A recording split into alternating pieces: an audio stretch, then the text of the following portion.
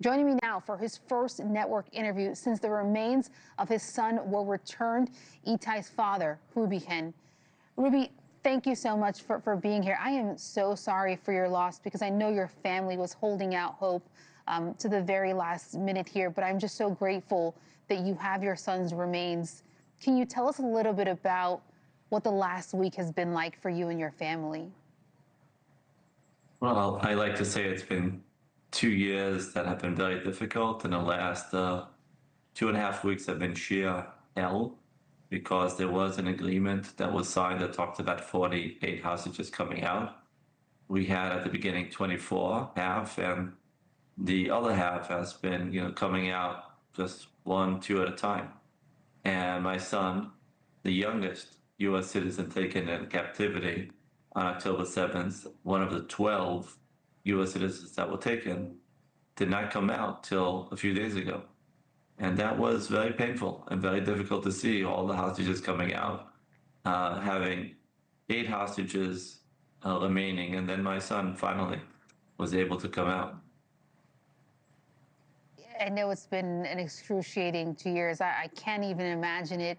But what's just even harder to imagine is that even through this pain, I know you and your family are still working to help other families receive the remains of their loved ones that are still being held by Hamas.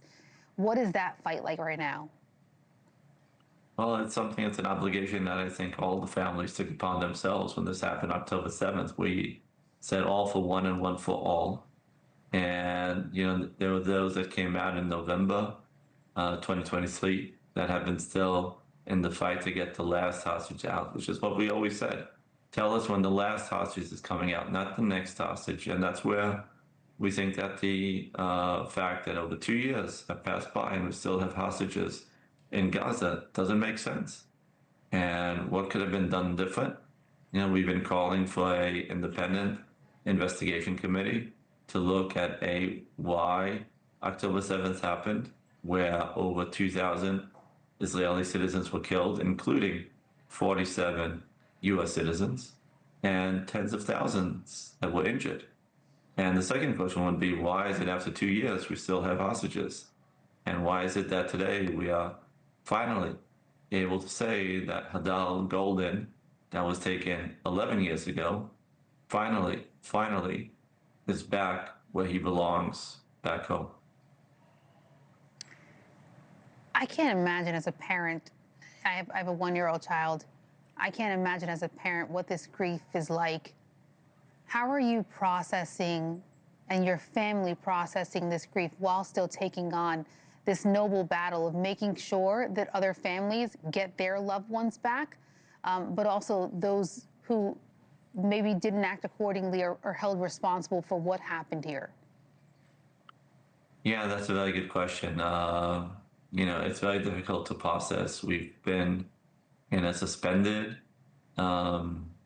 process where first we were told that he was taken hostage, but there was no forensics speaking about his physical status. And, what they basically said, if there's no bad news beyond the fact that he was kidnapped and abducted, that, look on the good side of things where he most likely survived, because you would ask yourself, why would any terrorist organization take a deceased person as a hostage as a negotiation chip?